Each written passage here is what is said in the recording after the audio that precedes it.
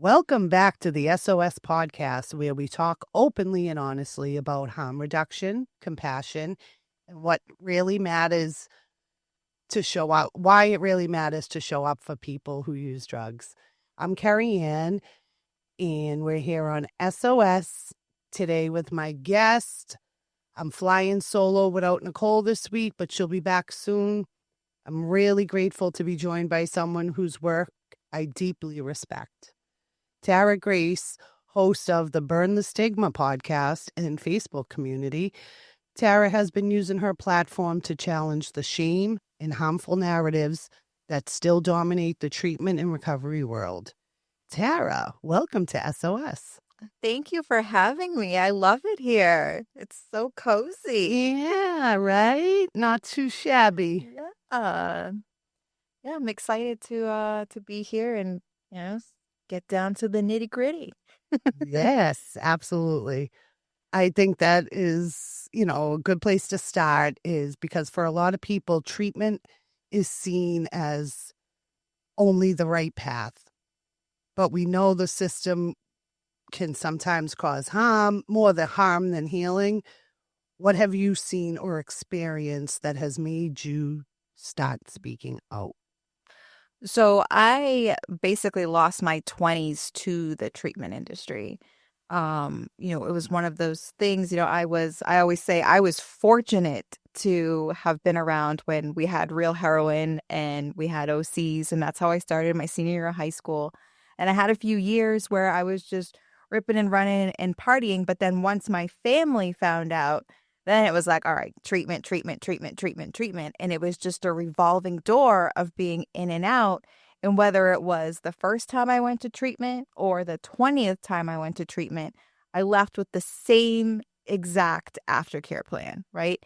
Go to 90 and 90, get a sponsor, and that works for some people, but it doesn't work for everyone. But the big fail and the big disconnect in the treatment industry is that there's we say that, and I say that we have gotten better. I got to give credit where credit's due. We have gotten a lot better than when this was early 2000s, when I was going in and out, in and out. But it still seems like even if you get to a treatment center that is more open about various pathways, once you get to sober living, you're really back to that narrow scope of what's out there. Right. So that's the biggest thing that I see is that there's just not enough options. And in my opinion, I mean, this is really a bigger thing, but I don't personally I'm not big into the disease model. So for me, I feel like we are, especially the young people, we are telling them they have this lifelong progressive disease for the rest of their life. And that's not necessarily true, right? Like you can recover and you can move on. So, and to try to answer your question, I think the biggest thing is that we're not offering enough options for people, I agree. And, it is not a one size fits all. And I myself or in early 2000s was in and out, same thing. You go in. My thing is like the drugs aren't the problem. Those are just a symptom of a bigger issue, which comes down to trauma, um, you know, childhood trauma, most likely, right? Everybody, and doesn't have to be like, you were sexually abused. Trauma can be, there's big T's and little T's. And if you have a lot of little T's growing up, that's going to affect you. And so when we're not feeling whole inside, we look for relief. That's what the drugs did, right? They gave us relief from our pain, from whatever we're dealing with internally. And it's an internal problem. And I feel like you go to treatment and they're just putting a Band-Aid over it for, like, okay, don't take drugs and you can never do them for the rest of your life. And like that thought alone, when they tell you that, like, oh, this, you have to arrest this disease, you got to stay away from alcohol and drugs for the rest of your life.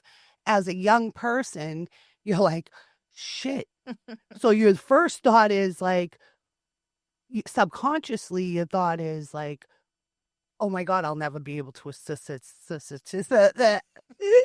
sustain that. Yeah. So I'm just going to keep repeating and keep doing the same thing I always did because I'm fearful and I'm afraid. So like, I think that we have to, we have to think outside the box with human beings, with people's lives. Like, this isn't like, okay, go to 90 meetings in 90 days and like get a sponsor and y'all gonna be good. You know, it's Yeah. like stupid. Yeah. And we need to like give people real hope because there's so much more hope out there, but there's all these people with their fake statistics and their like 2% club and all this shit that's not even real. It's like, dude, so many people recover and there's so much more recovery out there that we don't even know about because people don't make their recovery. Some people like just get better and that's it. They don't talk about it for the rest. So it's just there's so much else out there that we don't even know about, you know? And like recovery is, it's a process of change. That's all it is. And we throw the word around so much that it's like recovery, recovery. You know, if you're in recovery, you're doing X, Y, and Z. But like you said, I interact with a lot of people who don't say that they're in recovery, but they had a problem at one point and their lives are better now. And they choose to, you know, have a drink on a, you know, on a weekend or whatever. And the shame that's in the recovery world, this is where it stems from, is that those people, right? These people that we don't really know about, is they're feeling shame in some way because they don't want to say like, I'm in recovery, because like that's a badge of honor. If you're in recovery, you know, you're on top of the world. And it's like, that's not the case. Yeah. There's so many people out there that have found their own path to healing. And that's what it comes down to. It's healing. Yeah. We all got to heal from our past. So whether it was, you know, you were hooked on OCs for 3 years and now your life is better, great. And that's the people we're not connecting with. Right. People who have healed some stuff within themselves and their lives are getting better. Imagine that. Crazy, right? It is.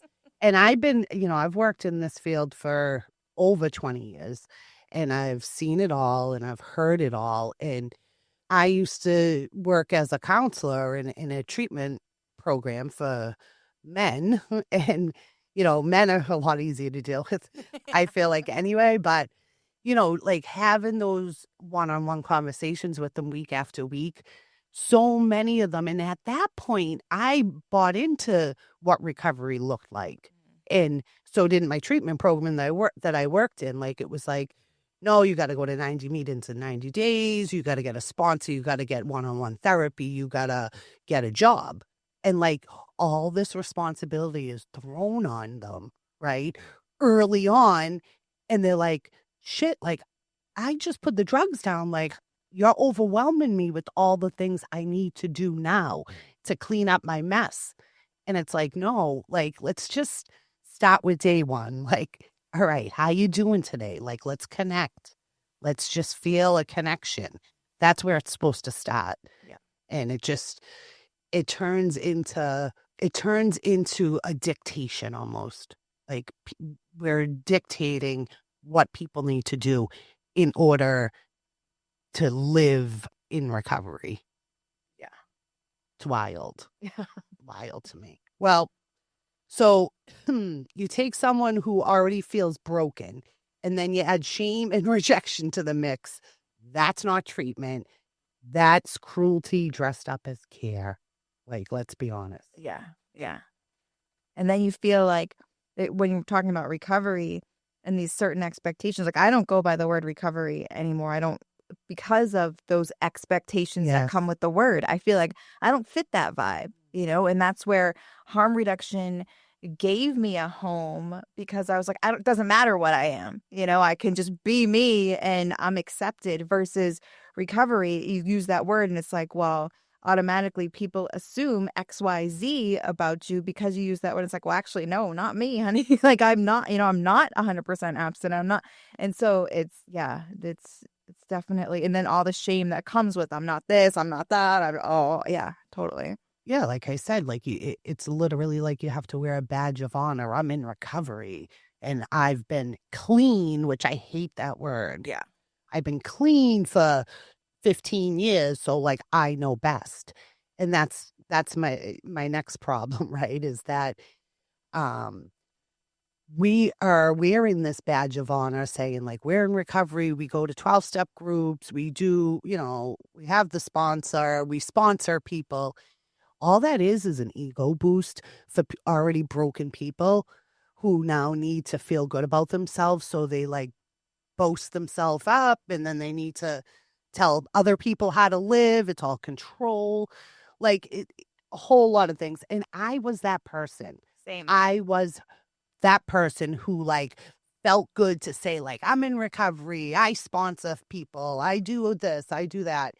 I can go, I'm the secretary at a group, all those things, right? That the 12 steps teach you. And don't get me wrong, 12 steps saved my life.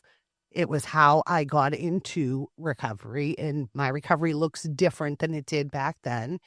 And I just, I felt important. I felt seen by these people. But if I made a mistake or I had a slip, it was like I had daggers looking at me, even though they said they weren't judging. They were judging because I judged. Right. So I know, I saw it in their eyes. Right. And like that is not treatment. That's not recovery. Like recovery is just connecting with people and feeling like you belong somewhere.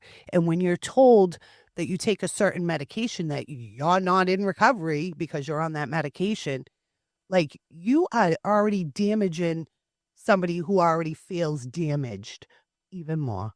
Right. And for them, that could be the biggest win ever. Like everybody's path is different. So for you, maybe, someone's on Suboxone and maybe for you that, you don't feel good with that. But maybe for them, that's the first time they haven't stuck a needle in their arm in 5 years and you're sitting there shitting on them. And they're feeling so proud about Right. themselves. But then when you shit on them, they're right back to that shameful.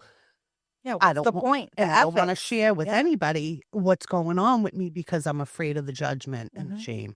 It's crazy. Yeah. Yeah, I used to just say F it all the time because it was just like, if it wasn't good enough or if I like felt like I wasn't doing it right, then I was just like, I'm never going to be good enough. Like I'm never, and like the whole thing, like there was a time I was a sponsor, I was carrying the message, I was doing all of the things, but it just got to a point where it wasn't sustainable for me anymore. Like it was just like, I was just like this night, this night, this night, this night, this.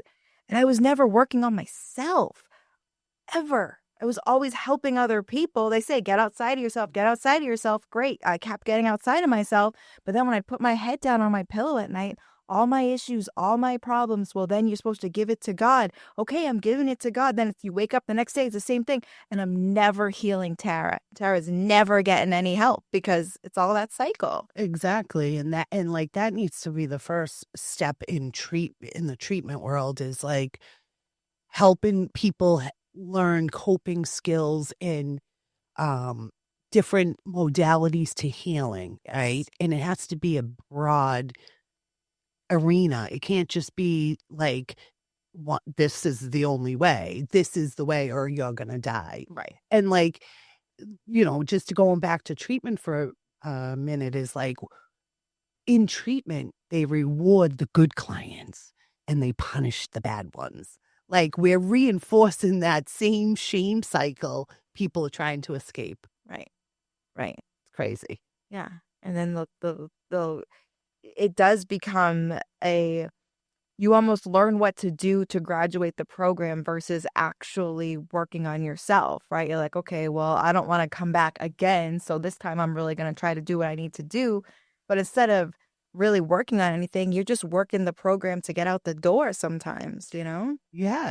And you're wanting to just make somebody else proud. You feel like you're making the the people that work at treatment proud, your other clients, and it's like, so this is just all, it's just all that old unworthiness, all those old core beliefs that are just resurfacing in a different way. Right. And nothing's getting addressed. Nothing. And then we wonder why we're going back. Right. And so, like, when, they put out the statistics and, in the treatment, only 2% are going to make it and blah, blah, blah, blah, blah. It's like, no, you don't know that 85% that went on to live a healthy, normal, fulfilling, thriving life. Like, because those are the people who don't say, like, I'm in recovery. Right. Because recovery has this, they have this idea of what it should look like. And we are all individual human beings. So it's going to look different for every one of us. And the circumstances are different. The trauma's, different, but it's trauma. Right. And like, we got to get to those core issues. And you can't get to those core issues even doing 12-step work, because I've done 12-step work multiple times. And it just talks about the symptoms and the thoughts of using. That's all it really addresses. It doesn't get to the core, like, okay, you write a 4th step, your biography. Is that helpful? Yeah, absolutely. Because you can see, okay, this is where my life went, and now where do I want it to go from here? Yes, that's helpful. But all the other steps is like trying to make you believe you are powerless, and you're not. That's like the powerlessness thing. Like, yeah, maybe when you're like caught up and you're using every day, you become powerless.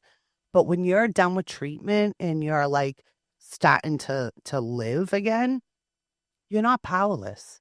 Like, you got to take your personal power back. Right. Like, why are we giving it away? Right. It's like it keeps us in this ball and chain, keeps us locked up to fit into this box. And it's just doesn't make sense. Yeah.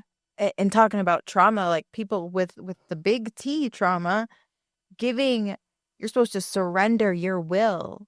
And for a lot of people, that's super scary you're just giving your will away to, a higher power, whatever. And it's like, we want people to take back control. Like, you have control of your life. You can trust yourself. To learn that I couldn't trust myself, to learn, I was literally a saying, first thought wrong. Like, how is that going to help me? Because guess what? Once I leave these treatment doors, you're not here with me. I'm by myself. And if I only have myself and I'm taught that I can't trust myself, well, no wonder I felt screwed half the time. And that is, so you just tell yourself like, oh, well, I'll just use because like I have no power. Right. Like, And it's just going to take over anyways. So I'm just, yeah, so many times it's like that whole self-fulfilled prophecy. I would surrender. You don't want to talk about surrender. I would surrender to using because I was like, this is going to be so much easier than trying to not use.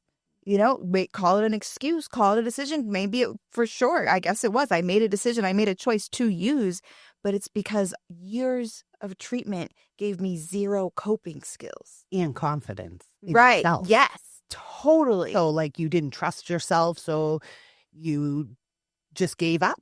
You give up Exactly. because you're told like your thoughts you're going to take you back out there. There's so many cliche statements that are thrown around regularly. And like, even today in 2025, people are still in the treatment world, still using words like substance abuse instead of substance use disorder. Right. Like, it's 2025, people. You're a multi-million-dollar, treatment program, and you're using words like abuse. So that tells me how much you're really growing in recovery. Yeah, an addict. They always want to throw the addict. Addict too, like, and that's another thing. Like, I used to I always said, I'm an addict. I do not use that word no more. I just say I'm a person in long-term recovery. And addict, I'm not an addict today. Like, I don't live there anymore. That's my past. So why do I have to degrade myself literally by calling myself an addict. And like they tell you, oh, it's so you remain humble and you don't forget where you come from. I don't forget where I come from, and I don't need to call myself an addict. Like, because you say I should, because I might get what? My ego might get too big. No, the ego's getting too big with people who are saying, I'm an addict, I'm clean 20 years. I do this, I do that, and it's me, me, me, me, me, me. Like, you can see through the illusion of the ego. Like, it just blows my mind. It really does. It's wild out there. Oh my God. It's like in harm reduction, right? Like the whole model of harm reduction. I didn't buy into it when I first, because I was all 12 step. So it took me a while to really, it took honest conversations like this Yeah. to really open my mind and see like harm reduction is the way. It literally is the way because first of all, we can't dictate what other people do in their own personal life. So I'm not going to sit here and say to you, you need to get clean or you're going to die. That is not helpful at all. Like harm reduction is like meeting you where you're at and just loving you till you can love yourself. Like literally, that's what it is. It's like, okay, you're going to do what you're going to do at the end of the day anyway. I can sit here and berate you and tell you how much of a piece of shit you are if you use. That just makes things worse and just makes you want to use because you want relief from those feelings, from that unworthiness, from the shame. And to meet people where they're at, to just say, hey, it's okay, you're human. Okay, you screwed up today. It's all right. Let's just dust yourself off and try again. And even if you screw up again, it's okay. I'm still here for you. You still matter to me. It's like we throw people away. You get kicked out of treatment if you use. Yeah. Okay, that makes a whole lot of sense. Like I'm coming into treatment because I use drugs and I can't stop. That's why I'm here. And then you're telling me if I use drugs there, you're going to kick me out. So how is that helpful and how is that treatment? Right, right. You're kicking people out for showing symptoms of this so-called disease that you want to call they're showing symptoms of this and then you're kicking them out for it. And then, a big thing I always hear about harm reduction is people say, "Oh, it enables people to use, it enables people to use." Now, I don't know about you, but when I was out there, I didn't ask for permission. I wasn't looking for someone to be like, "It's okay, go, do what you need to do." And these certain things, right? Like if I didn't have clean syringes, I just used dirty ones, and I wished for the best. It wasn't like I was like, oh, well, I don't have any clean syringes, so I'm not going to shoot dope today. Right. And the whole point of giving the clean ones is to protect people from HIV, from hepatitis, from other, illnesses. It's safety. Like you said, if you have it in your mind, you're going to use, you're going to use. Right. No matter what they tell you or how they shame you, you're going to use. So why wouldn't we want people to at least be safe? Right. And Right. keep them alive long enough to make a better decision when they're ready? Like we're forcing things on people. We're telling them like you got to do X, Y, and Z or else. It's like when you're a little kid getting slapped on the ass because you did something you weren't supposed to, but you keep doing it. Right. It's like I don't know, things need to change. I think that, there are some newer innovative treatments coming out that are recognizing that it's really about getting to that root. You can't just go in, put a Band-Aid on it for 5 days, send them along on their way. Sorry, there's no beds in any other treatment program, so you can just go home. But if you use, you can come back here in 30 days. It's like, so what are we really accomplishing other than a medical detox? Because like if you're going in because you're on opiates, you need to be medically detoxed. After 5 days, they're like, okay, like there's no aftercare plan unless you advocate for yourself and say, I want to go to further treatment. Otherwise, they're going to just send you out the door and wait for you to come back to get so they can bill your insurance for another 7 days, and like the cycle just keeps repeating. Right. And then now you've detoxed, so now you've just increased your likelihood of having a deadly overdose. It's like Yeah. we I really wish that treatment, like if you went to treatment, right? And once you got there, let's say your family made you or whatever, but once you got there, they said, listen, like, do you really want to stop or not? Right? And you're like, not really. I really don't want to. So why don't we work with people and teach them how to use safer, all of those things that sound people that, oh, that's crazy. Why would you teach? So because they're gonna, if they have it in their mind that they're going to use anyways. The best thing that we can do is help them to use safer so that, I mean, there's people losing limbs now. There are people now that are dealing with these consequences for the rest of their life from decisions that they made when they were deep into their substance use, deep into their, I mean, I'm just gonna say the word for addiction. I hate saying that word, but Yeah.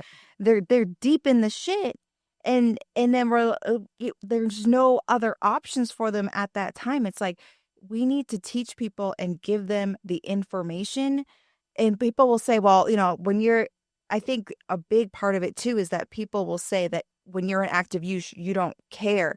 Well, maybe I didn't care, but had I had the information to make other choices, I would have made them.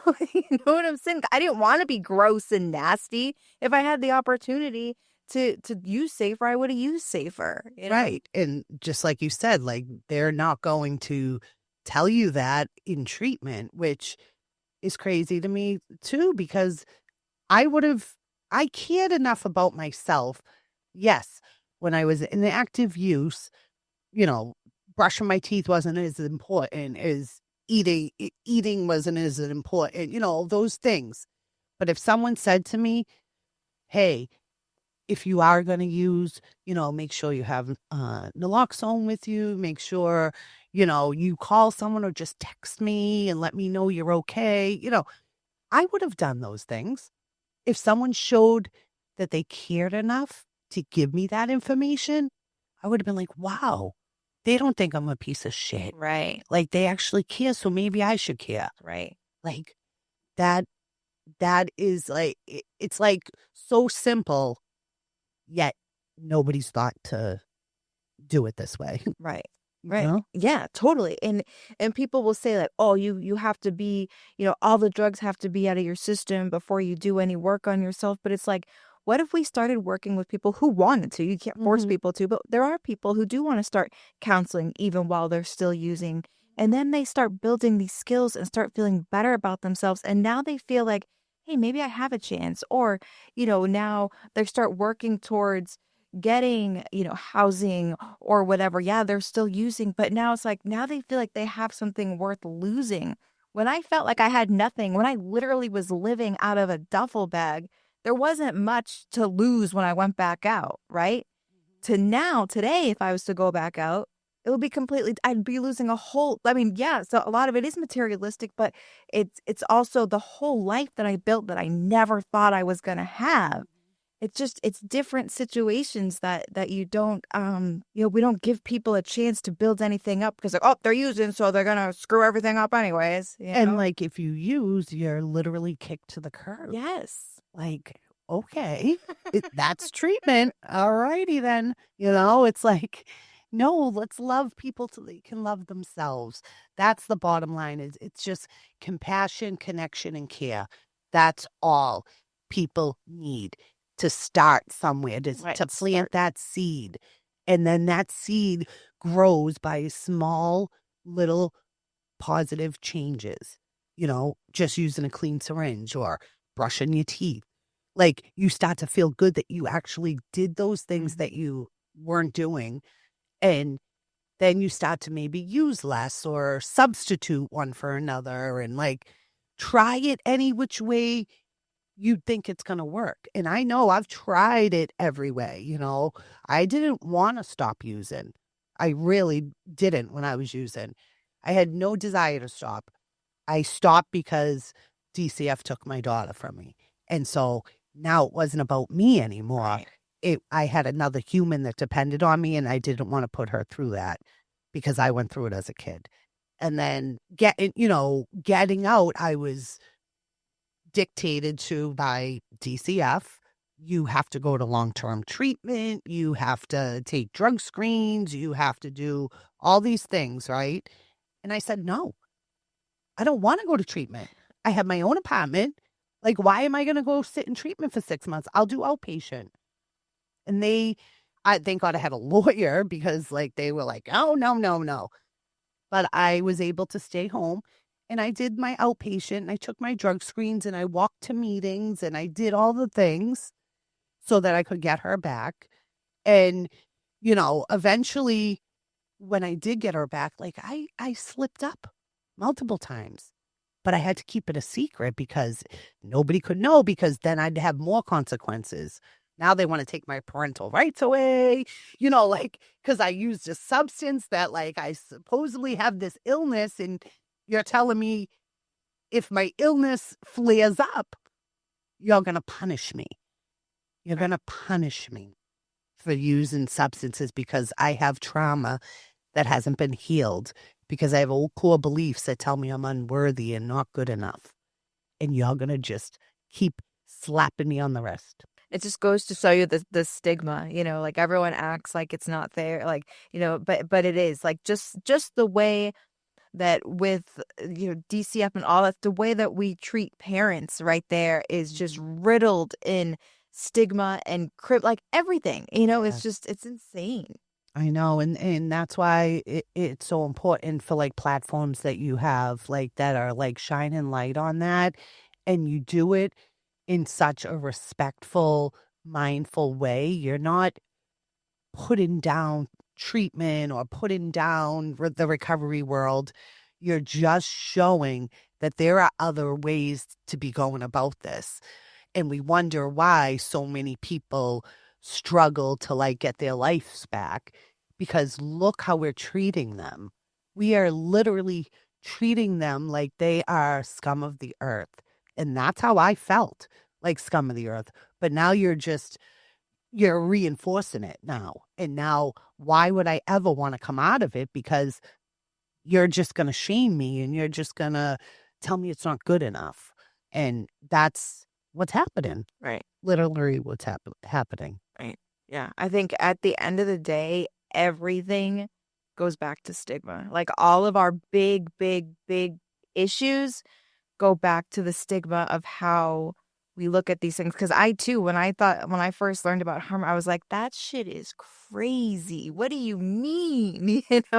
And now that I've deprogrammed and unlearned so many things that I thought were facts that aren't actually facts, it just makes sense. Like, it's just common sense, the way that you wear a seatbelt. Like, we're not saying drive reckless. You don't put a seatbelt on because you're going to speed. You put a seatbelt on because it's just the safe and smart thing to do, because accidents happen. Shit happens. Exactly. And like, we want to meet people literally and emotionally where they're at. And that might, just be giving them clean supplies and Narcan, like, we have somebody that we're working with, a participant. I just use him as an example because he's somebody who was homeless outside, living in a tent many years, totally didn't want to do anything different, like just accepted his fate that this was going to be his life due to his shame and guilt and all those emotions that like people kept looking at him, telling him like, oh, you're no good, you're homeless, get away, call the cops, whatever. And he now today, we just got him housing. He is in recovery. Like I don't even know if he considers himself in recovery. I don't even think he does, but he is doing so much better. He's on mat. He's thriving. He's now getting housing, and like his life is starting to get better little by little. And just to see the difference in him, all because we showed up every week and just said, hey, here's a sandwich. Hey, here's some clean supplies. Hey, like, we're still here. We're not abandoning you. Because I think that's what he felt, is that everyone just abandons me anyway. And here we are showing up week after week after week. And now he's coming to us week after week to show us like how proud he is of himself and like how proud we are of him, Right. for how far he's come. And that's all from just harm reduction. That's all from just connecting, just engaging. Like that's it. And it took a long time, but it doesn't matter. We kept him safe, alive to get to the place where he's at now. And that is the miracle. Like that is how it should be done. And hopefully someday, people start to open their minds more. I feel like there's a lot of closed minded people. They only, nope, that doesn't work. I've had to argue with residents who, complained about the Narcan boxes being put around the city. Oh, they're not safe. You're enabling them. What about the children? And blah, blah, blah, blah, blah. Well, just educating people and letting them know, like, this is a safe medication. It saves millions of lives. It's not going to hurt you if you, ingest it. Like, it only works on opiates. Like, come on, people. Like, think about this. And then you have somebody who is in recovery for 10 years and said, I was narking 25 times and now I have 10 years in recovery because people just loved me at those points in my life where I was able to stay alive long enough to stop making small positive changes. And that's the thing. It doesn't happen overnight. Sometimes it takes people many, many years for them to get their life to a place where they feel good. Yeah. But it doesn't matter. As long as we can try to keep them alive, that's all that matters at the end of the day. Whether you're still running around, running amok, or you're, only doing a little bit, it doesn't matter. Just we're human, we're messy, we're flawed humans. And then you put treatment into the mix, right? And everybody who works in treatment is in recovery, right? So now you have all these unhealed people who claim that they're healed because their ego feels boasted. And now they're telling other people how to live their lives. And when we tell people how to live their lives, what do people do? The wall goes up. We ain't hearing it because as soon as you tell me what to do, I'm shutting down because I don't do what people tell me to do. I want to, I'm that rebel from way back. So, like, I'm not going to do what you're telling me to do. Yeah. I'm going to do it my way. And I should, rightfully so, do it my way. Even if it is messy or wrong or whatever, I need to learn those lessons to get to where I'm going to go, Yeah. No, I know. But it's like lived experience is the biggest double-edged sword in recovery because it's like, yes, lived experience is important, right? But when you can't see past your own lived experience, it gets really messy because like you tried Suboxone, you tried methadone, it didn't work for you. It didn't work for your friend or anybody that you know. So that means automatically it works for nobody because 15 people it didn't work for. Well, sweetheart, that is a very small scope compared to the world, right? And we have data and stats that show it's actually a very successful medication for a lot of people. Just because you quote unquote abused it, it's like right. you can call it abusing, or you can look at it kind of, however you look at it, or maybe that medication, even though you weren't taking it properly, was still helping you stay alive and get to the next day. Exactly. It's our perception of how we see things and how we experience things, but we have to be able to take a step back. And what you're talking about, you do things your way, your experience. Well, unfortunately, in the recovery community, they see that terminally unique. Oh, you think you know better than everyone before you. Your best decisions got you here, all that kind of shit. It's like, but people do need to make their own way and their own mistakes. Like, it's so unfortunate. What is helpful for people is the complete opposite of recovery culture. Yeah, I know. I know. And I do have faith that, like, people like you who are trying to help people to open their mind and see it not from their own personal biases, their own personal experience, like from one human to another, or, you know, there are millions and millions of people in this world in, you know, the recovery lifestyle, we'll say, right? Who's living some sort of recovery lifestyle. And that maybe that they need to change it to that recovery lifestyle, you know, because that can be from one end of the spectrum all the way to the other end. Like, then it should be that way, you know, because nobody is the same. Not everybody is the same. Not everybody who, you know, is in AA and drinks is gonna die. You know, like it's just it's fear tactics. It's just like the DEAR program when I was a kid. Like, say no to drugs. Yeah, that worked. I mean, come on, my whole generation used drugs, you know? Like it it's not the drugs that are the problem. No. It's the stigma, it's the shame, it's all of the noise in this world that is, you know, especially with social media now, like social media is can be very helpful and it can be very damaging. So it's like it's on that's a spectrum Mhm. too. And, you know, for me personally, I don't use social media because I don't like how I feel when I'm on social media. When I read other people's stuff, like I'll start judging people. And I'm like, are these people seriously like putting this out there in the world? Like, do they know how stupid they sound? Like that's what I do. So I know it's not healthy for me. So I stay away. I only go on our work page. But then there's people like you who are like spreading knowledge, common sense, and like helpful information for folks who feel like they're lost in that shuffle of the spectrum of recovery. You're giving them a platform, you're helping them to be seen and heard and know that they're not, you know, that they matter, that they're not shamed because they smoke marijuana Yeah. and but they're not shooting heroin.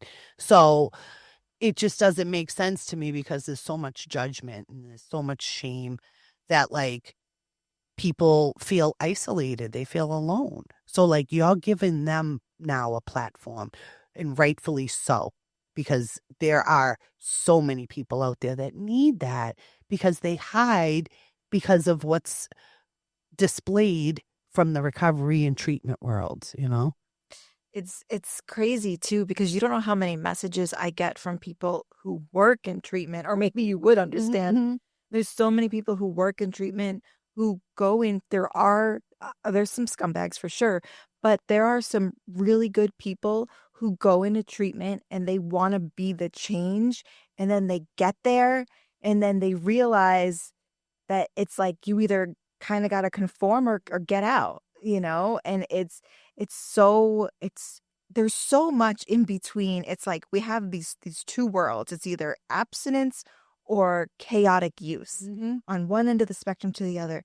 But so much exists in between that just doesn't get looked at, or if it's talked about as a slippery slope and a bad place to be, but it's just not true. And there's so many people who secretly exist in these places. And the only reason it becomes toxic is because they have to keep that secret, Yeah. you know? Yeah. And I know because I worked in that treatment world, and you're absolutely right. You have to conform or get out. Yeah. Like it's not for you anymore. And when I left that job and I like really, you know, learned a lot of information and knowledge about harm reduction, I tried to go back to that treatment place and say like, guys, you got to allow people with that are on MAT, like you got to treat people, give them a second chance. You can't just throw them to the wolves and all these things. And they weren't hearing it. And it's just they have their mindset and that is it. And someone said to me not too long ago, "Oh, you forget what got you clean." I said, "Oh, I forgot. Thanks for reminding me." You know, like so it's like that it's that old school like thought process of like, nope, It's our way or the highway. And this is the treatment world. This is a treatment, like treatment facilities that are out there that are, you know, spewing this bullshit that isn't fair because somebody who is vulnerable and doesn't know any better is going to buy into that. And then they're going to believe that they're a piece of shit when they pick up, or they got to stop back at day one, or they got to do X, Y, and Z. And now you got to take drug tests again. And like all these things that degrade us, like even taking a drug screen, like it's degrading to have to worry, like, oh my God, like, what if something shows up in my urine and I ate a poppy seed bagel or whatever, right? But like, yes, I get it. Like places that people work for safety reasons have to do a drug screen, like if you have a CDL license or something like that. I totally get that. You don't want anybody driving, Right. hurting anybody else with machinery. But like to take a drug screen to prove that you didn't do anything, like how degrading is that? I remember when I had to take them and I used to just feel so small. Like, look at me. I have to do drug screens because they're going to take my child if I don't. Like the threats and the punitive punishments just do not work. They don't. They make you just want to lie, cheat, steal. Like you want to keep acting on those behaviors to protect yourself. Yeah. Like that is just wild. And then they'll be like, "Oh, see, addicts lie." And it's like, you know why? Because if they're honest, you're gonna take the kids away. You're gonna do that. We got to make. You want people to be honest. You got to make honesty safe. Mhm. And it's not in a lot of these spaces. Yeah, I mean, like some of these programs just forget that we're human first. Yeah. We can't fix people, but we can create safety, dignity so that healing can happen. Like that is all. It's so simple that it is so complex. Right. Yeah. Just, I don't know. I could go on about this all day because I really have seen through the years a lot of damage that has been done to people. I mean, I've lost 23 people to overdoses in my life. 23 of my people, not just like acquaintances. Okay. And my husband his best friend just passed in June. He just turned 50 years old. He was on the methadone clinic. He wanted to come off because of his beliefs of what, he knew in recovery. And he wanted to be off it because his baby mama said, oh, you're not in recovery. You're on methadone, that whole thing. So he wanted to come off it so that he didn't have to depend on it. And, I encouraged him, like, please don't do it until you're ready. Like, don't rush it. Like, there's no race. Like, just go at your own pace. And he stopped. It was his last day on a Thursday. By Saturday, he was texting me saying, like, I feel like I want to die. He was so sick.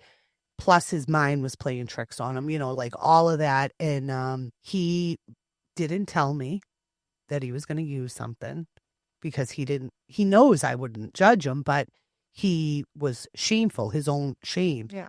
He didn't tell me that he was going to use, and he had no tolerance because he had nothing in his system, and he used, and he's no longer here. Yeah.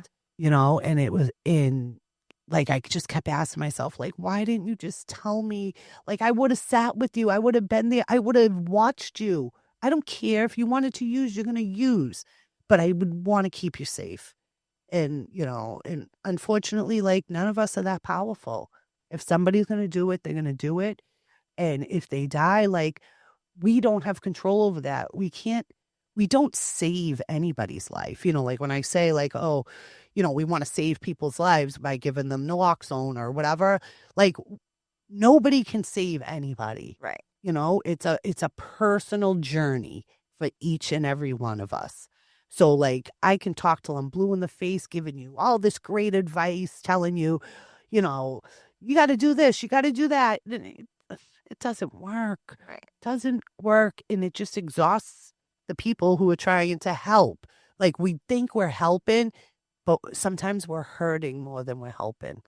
Yeah. And that's a scary thought, like, to even think, like, that all those times I had good intentions and trying to help people, giving them the information that I was taught.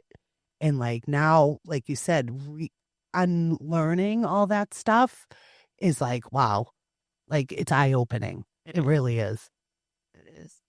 It is. I mean, yeah, there's a few people that I feel like I have direct I have some responsibility in their death because of the bullshit that I put in their head as their sponsor, you know? Like I know it's not technically my fault, but I also know what it's like to believe all of that shit and to pick up again and to believe all the shit while you're using and you don't want to, all of that stuff that goes with it. And I think, like you said with your friend, even though they knew that you would sit with them, it's like we can, even in the harm reduction world, we can give people all of the information, everything that they need to use safer, to not use alone. But at the end of the day, people make their own choices, and we have to we have to learn to just be okay with, sometimes people are going to make choices that aren't the best for them and they aren't the best for us and but But isn't that life? Is yes. that like Yes. we're supposed to have learning lessons? Yes. Like we fuck up and we fall short to learn from it. Yep. Right. And sometimes that means that we're going to die. Yeah. Like we make a bad choice and like that we're going to be not here anymore. But the whole point of life is to make mistakes. That's the only way we learn. And if we could now, get the recovery and treatment world to see that, like, you guys made a mistake. Like, let's change the narrative. Let's literally flip the script because the stigma is what's killing people. Bottom line. Yes, okay, the fentanyl, Yeah. plays a part, but it's the stigma that kills people. And that's why I'm so passionate about reducing stigma and talking about it because, like, we don't know what we don't know. So if people, only know what they're taught in AA and NA, I get it.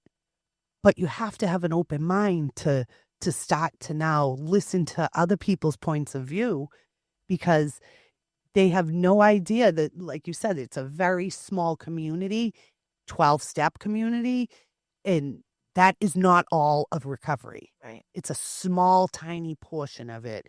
And those people are taught one way and they believe in it, and that's great. It's just like any religion, right?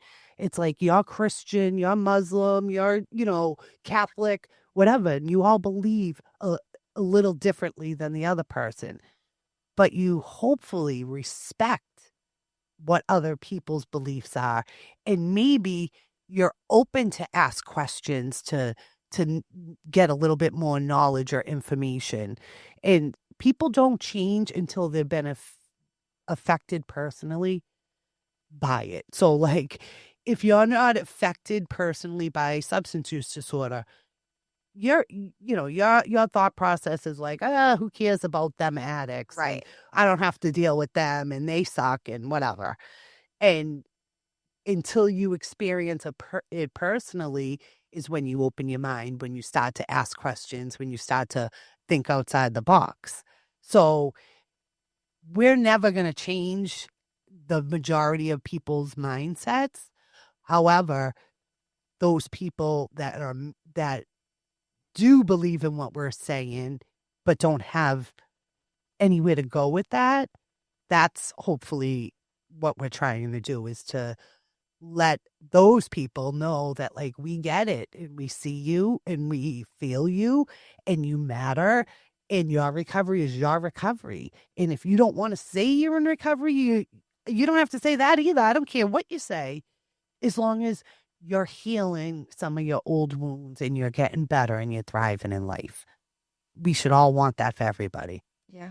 Absolutely. And people, sometimes it does feel like nobody's going to change, but like we changed. We used to think one way, and now look at how we Exactly. think now. Exactly. So, I know. So there's hope. yeah. There's definitely hope out there.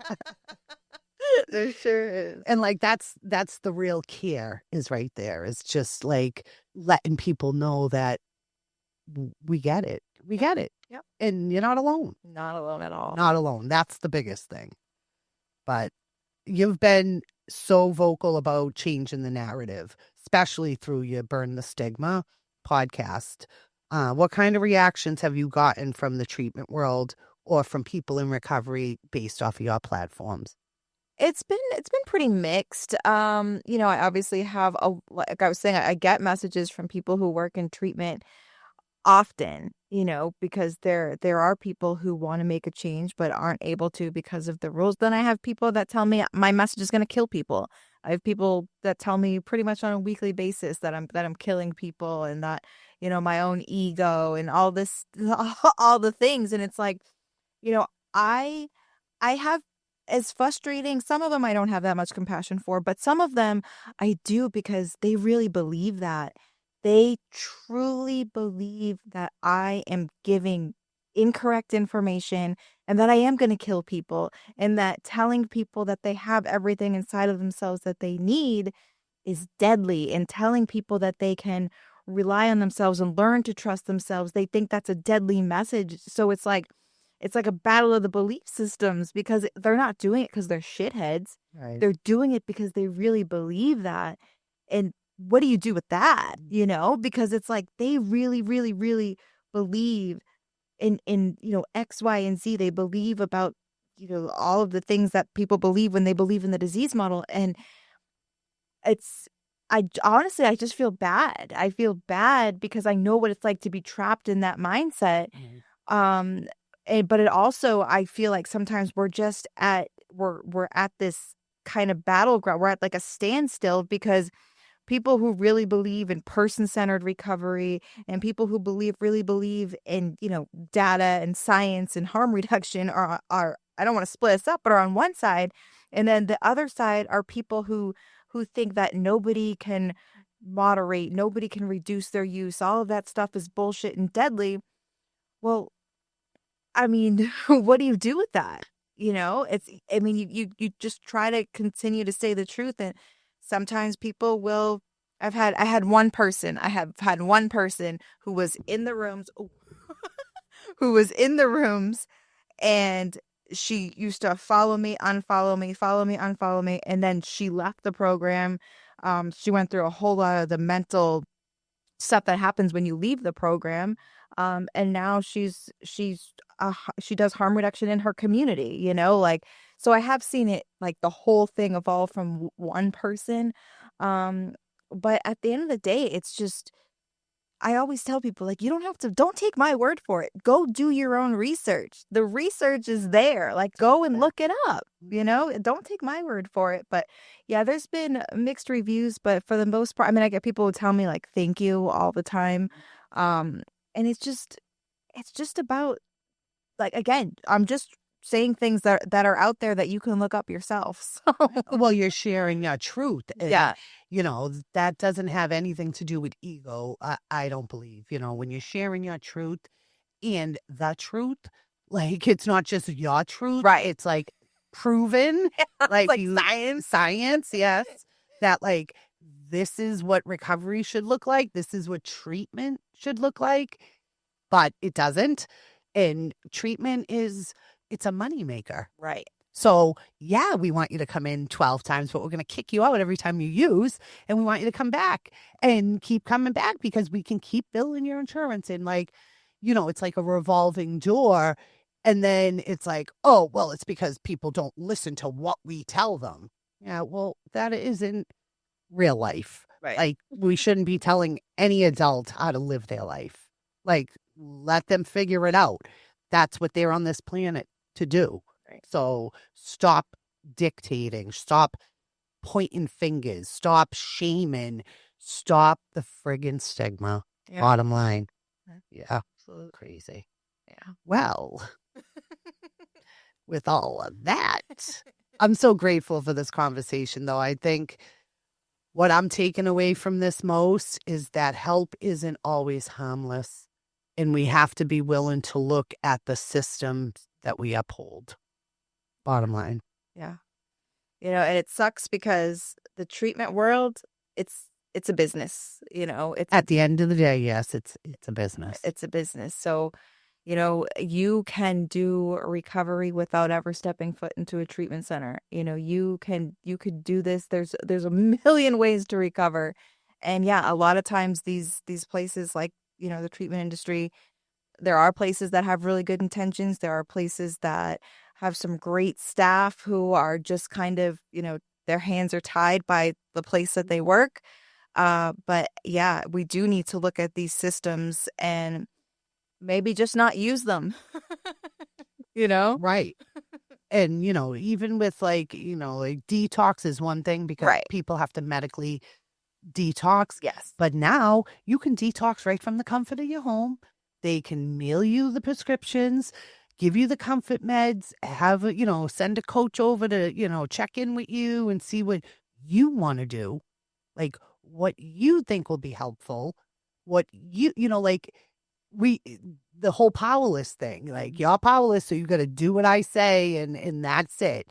No, take your power back, make your choices. You want to do at home detox? Great. And then what is that?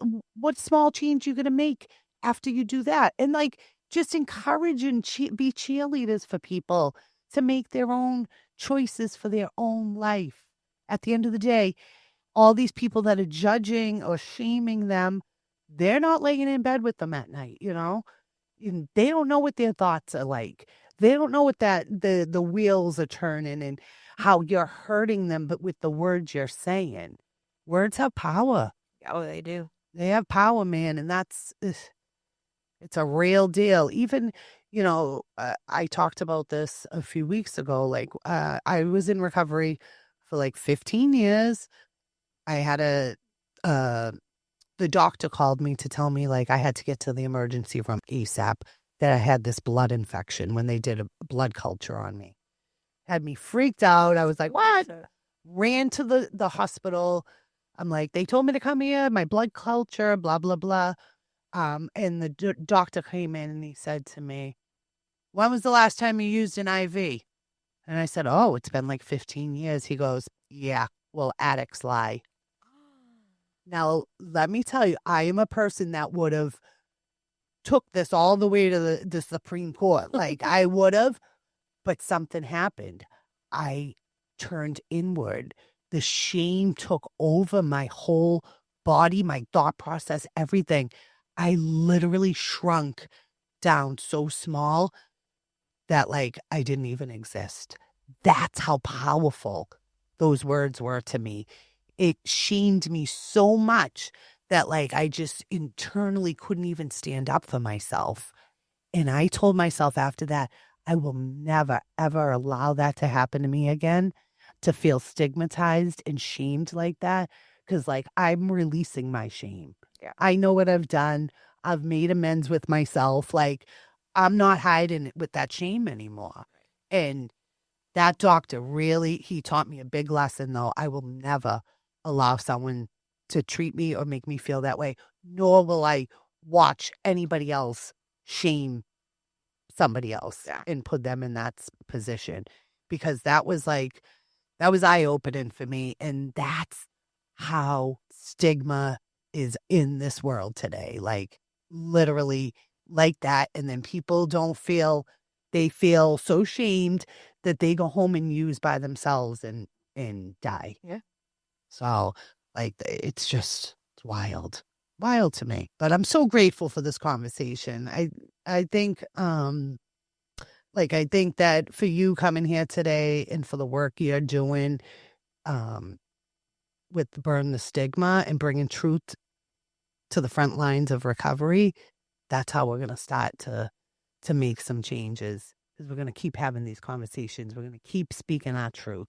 We're going to keep relaying it, letting people know that like you matter regardless on if you smoke pot every day or you shoot fentanyl. We don't care. Right. We don't care. We just want to be there so that you don't feel alone and that you have someone in your corner. And hopefully more people will start to see and get the message and join us in trying to shame the stigma. Yeah, absolutely. You're more than the substances that you put in your body. Exactly.